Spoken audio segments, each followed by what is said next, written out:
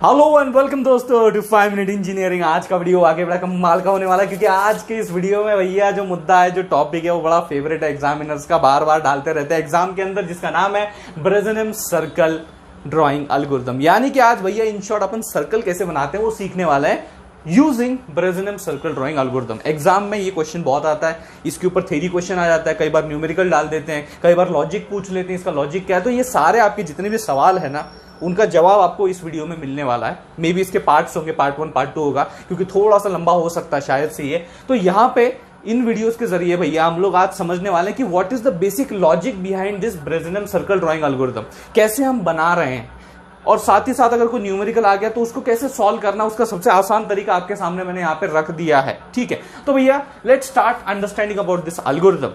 अब यहाँ पे before I move to these steps, हम लोग सबसे पहले यहाँ पे आते हैं और डायग्राम को समझते हैं कि हम लोग एक्चुअल में प्रक्रिया करने क्या वाले हैं। ठीक है, तो हम लोग क्या करते हैं भैया, इस सर्कल के ऊपर आते हैं। ये सर्कल अपने को भाई ड्रॉ करना है, मतलब ये अपन चाहते हैं कि ऐसा सर्कल ड्रॉ करना है। और जैसा बनेगा it will depend upon the computation. ठीक है, तो ये दो अलग चीजें हैं कि अपन क्या चाहते हैं और कैसा बनेगा, ये दोनों अलग चीजें हैं। अब ये अपन ऐसा चाहते हैं, इस सर्कल को अपने को क्या करना होता है, 8 पार्ट्स में डिवाइड करना होता है। पिज्जा होता है ना, पिज्जा सर्कल में, उसको 8 लोग हैं, तो 8 लोगों में कैसे शेयर करोगे, तो इक्वल शेयर चाहिए। तो 8 में अपन डिवाइड करते हैं। जैसे ये सर्कल है भाई, ओके, तो ये कितने में डिवाइड हुआ, 2 में, ये 4 में, ये हो गया 6 में, और ये हो गया 8 में। तो यहां हम लोग क्या कर रहे हैं, बेसिकली सर्कल को सबसे पहले तो अपने को ऐसे सोचना है कि अपन ने उसको 8 में डिवाइड किया है, बराबर है। यानी कि अगर आपका टोटल सर्कल जो है 360 डिग्री का होता है, तो उसको अगर मैं डिवाइड करता हूं बाय 8, तो कितना निकल के आता है, 45 डिग्री। 45 डिग्री मतलब यहां पे हर एक जो यहां पे एंगल आपको दिख रहा है ना, ये जो एंगल दिख रहा है, ये कितने हैं भैया, 45 डिग्री के हैं। ओके, यहां तक मामला समझ में आ गया। वही चीज मैंने यहां पे दिखाई है, वही चीज मैंने क्या की है, यहां पे दिखाई है कि ये भी एक आपका ऑक्टेट का पार्ट है, दिस इज 1/8, ये भी आपका एक 1/8 है, बराबर है।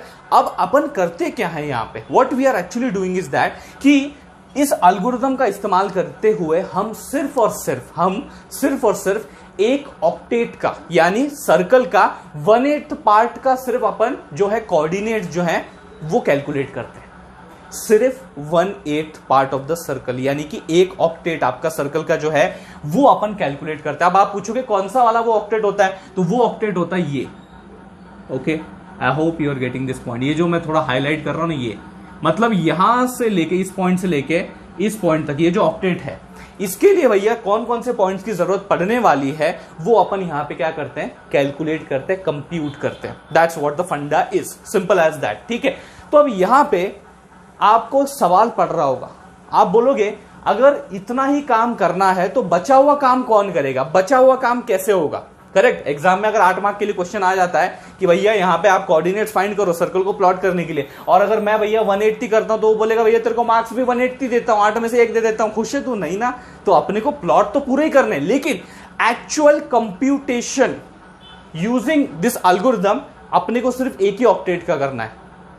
7/8 जो बच गया अपना सर्कल, 7/8 ना, 1/8 का कंप्यूटेशन कर लिया, 7/8 यानी कि जो बचा हुआ सर्कल है उसका कंप्यूटेशन, एक ट्रिक मैं आपको बताने वाला हूं, जिसके लिए आपको कुछ दिमाग लगाने की जरूरत नहीं, बड़ा आसानी से वो काम हो जाएगा। 2 मिनट का काम होगा वो, फटाफट आप जो है कोऑर्डिनेट्स निकालोगे। लेकिन यहां कोई गलती नहीं होनी चाहिए, यहां अगर कोई गलती नहीं होगी तो वो गलती यहां पे भी नहीं होगी, लेकिन अगर यहां कोई गलती होगी तो वो सारी गलती आपके इस सर्कल के पॉइंट्स के, बचे हुए सर्कल के पॉइंट्स में प्रोपैगेट होगी। तो यहां अपने को सावधानी बरतनी है, और ये कैलकुलेट करने के लिए अपने को ये प्रक्रिया जो है उसे फॉलो करना है।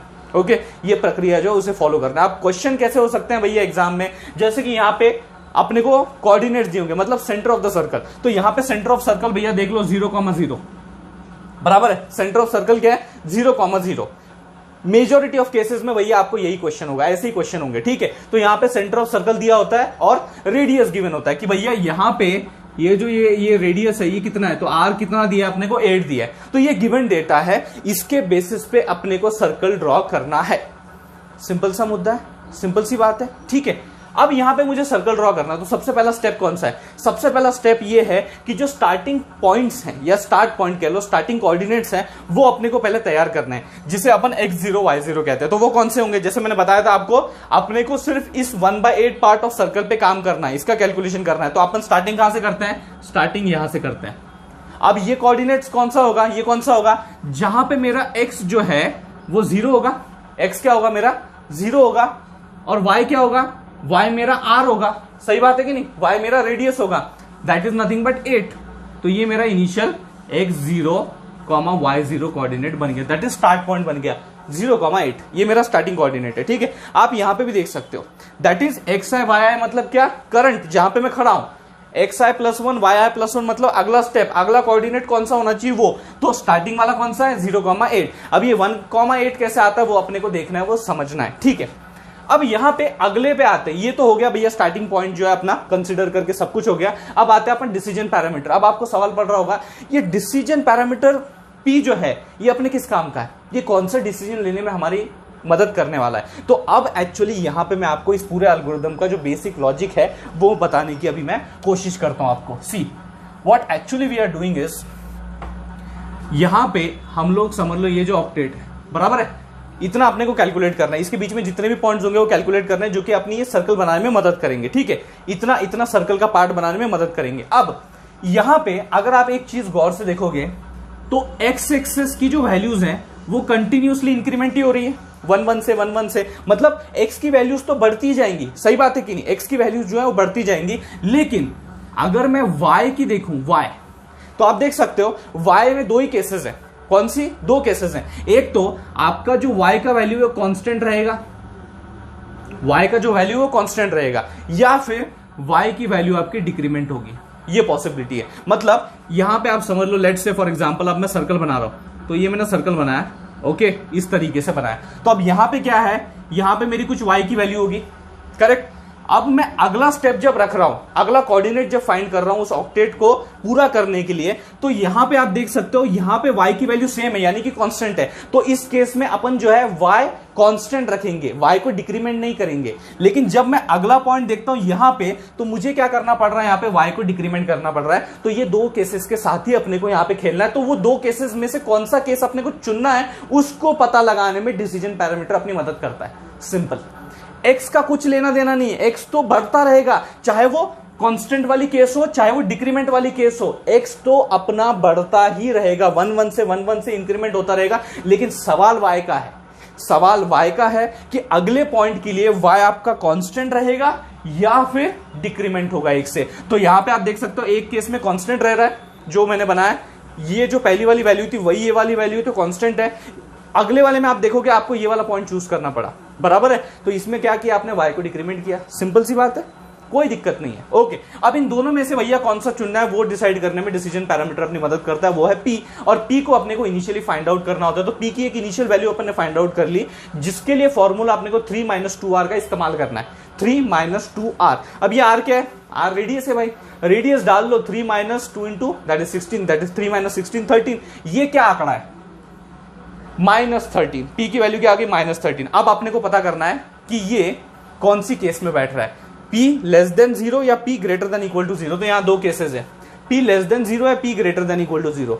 अगर वो p <0 में बैठता है, या अगर वो p <0 में बैठता है तो अपने को ये पर्टिकुलर कंप्यूटेशन परफॉर्म करना है। अगर वो केस 2 में बैठता है तो अपने को ये कंप्यूटेशन परफॉर्म करना है। और दोनों ही हालात में अगर आप देखोगे तो x की वैल्यू इंक्रीमेंट हो रही है। यही मैं कह रहा था कि नहीं, यही मैं कह रहा था, दोनों ही हालातों में चाहे कोई भी केस हो, चाहे p की वैल्यू आपकी ग्रेटर हो, इक्वल हो, <0, कोई लेना देना नहीं, x की वैल्यू आपकी एक से इंक्रीमेंट होती ही रहेगी।